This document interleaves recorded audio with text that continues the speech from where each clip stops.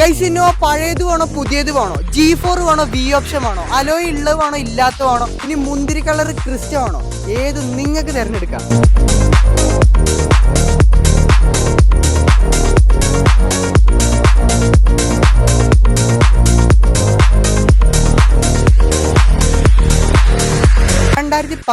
Model G4 Innova 1.5 ലക്ഷം kilometre ഓടിയിട്ടുണ്ട്.